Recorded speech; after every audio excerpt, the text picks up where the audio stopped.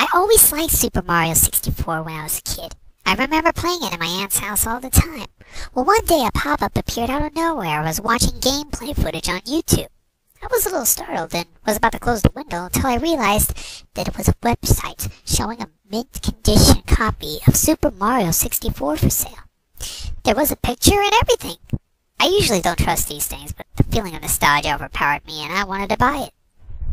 The whole business was peculiar, seeing as how the owner of the game wanted the buyer to send an envelope containing $10 to an address on the site, instead of using something like PayPal.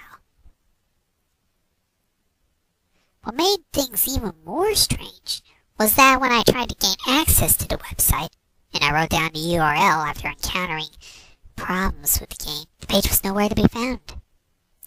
A few days after the $10 was mailed, I got a package containing a new copy of the game. The first thing I noticed when I opened the small box was that the official sticker with Mario flying in the air was apparently peeled off or something. In its place was a piece of duct tape with Mario crudely written on it with permanent marker. I feel a little ripped off, but as long as the game worked, I didn't care. I got my Nintendo 64 and put the cartridge in. The screen turned on with the familiar Mario face that you could see stretch and twist aimlessly. I remember laughing all the time at the results as a kid and decided to mess around for old time's sake. I moved the cursor over to Mario's ear and pulled it to even proportions. I was going to do the same the other year when the TV suddenly produced loud static. Mario's whole head started deforming and twisting in ways that I didn't even know were possible for the model. Random sound effects from the game started to play along with the static. As it was all occurring, I could hear a faint voice whispering in Japanese. The voice was stammering and whimpering. I immediately shut off the game and tried it again. I didn't bother with a Mario head this time. I just selected a new file to start playing. When I selected the file, the game skipped the opening monologue by Peach in the courtyard outside. Mario was just placed right inside the castle. Creepier still, Bowser didn't say anything either. I tried to ignore it and play it anyway. However, I also noticed that there was no music, just dead silence. There wasn't even any toads around to talk to. The only door I could enter was the Bob-omb battlefield. The other doors wouldn't even respond to my button commands. The portrait of the Bob-omb field wasn't the usual picture. It was just a stark white canvas. I was still trying to convince myself these were just minor glitches and that they wouldn't affect the gameplay at all. Once I entered a portrait, the image suddenly went from a blank canvas to the lethal lava lamp painting. You know that slightly unsettling image of the flame with the evil smile? Yeah, that's when I started getting suspicious. The mission select menu came up, and another weird detail was present. Instead of Big Bob-omb on a summit, the mission was called Turn Back. I had no idea what drove me to press A, but I did. The level seemed normal. Everything was how I remembered. I thought I could finally enjoy my favorite childhood game. But then I saw him. Luigi. I was absolutely shocked. He was never in the game. His model wasn't even a Mario palette swap. He looked like a completely original model. Luigi just stood there until I tried to approach him. He started running at unexpected speeds.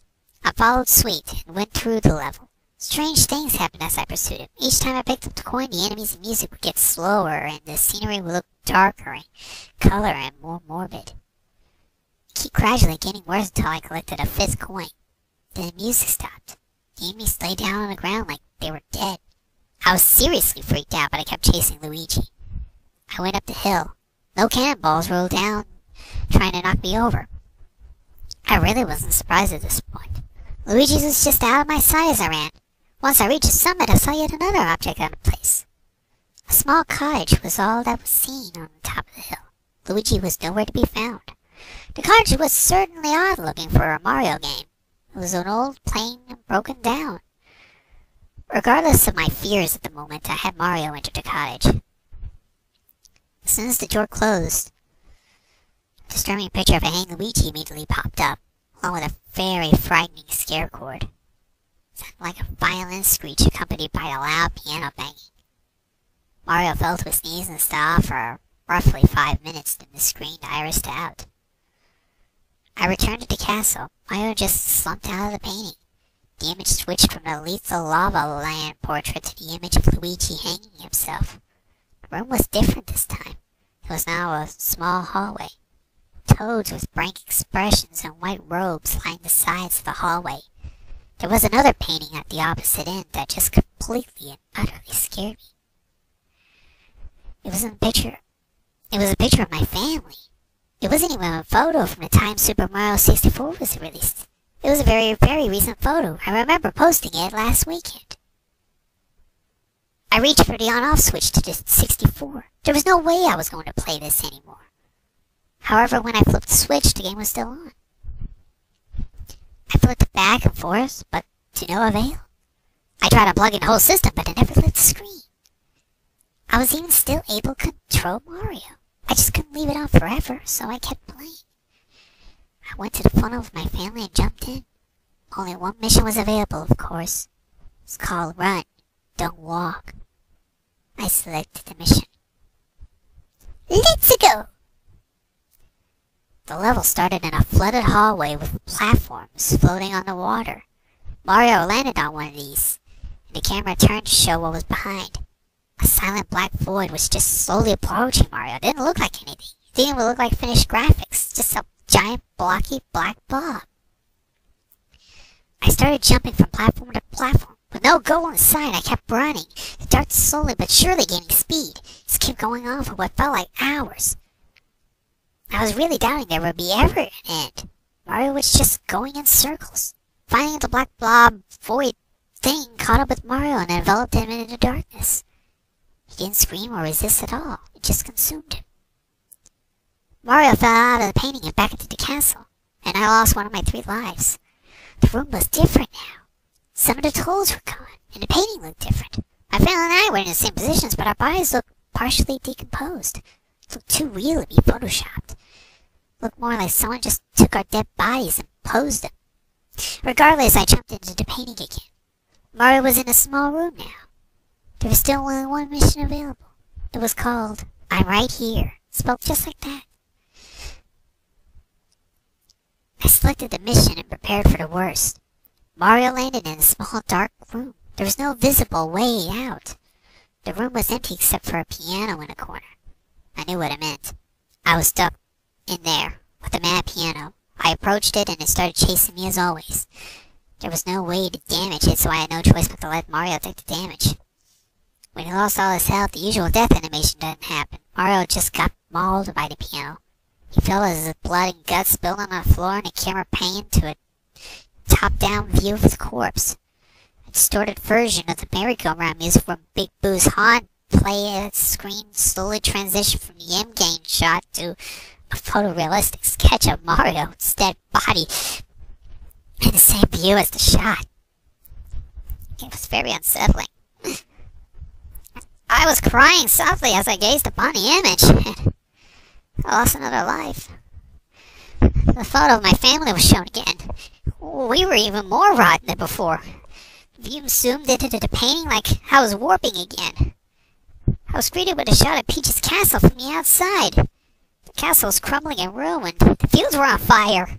The sky was pitch black. Bowser's laugh played on a loop in the background as General mockingly chanted, "You couldn't save her! You couldn't save her!" This went on for a long time until a close-up of Peach's face accompanied by extremely loud screaming that rolled up to the roof without notice. Her mouth was wide open as if she was screaming and her eyes were empty black holes. Suddenly I was back in the hallway as Mario was once again ejected out of the painting. Now all the toads were gone and me and my family looked positively repulsive. Maggots were wriggling around in the holes of our flesh. Guts were spilling out of our bodies. My dad's eyeball was hanging loose from his socket. It was too much to bear, but something urged me to trudge on.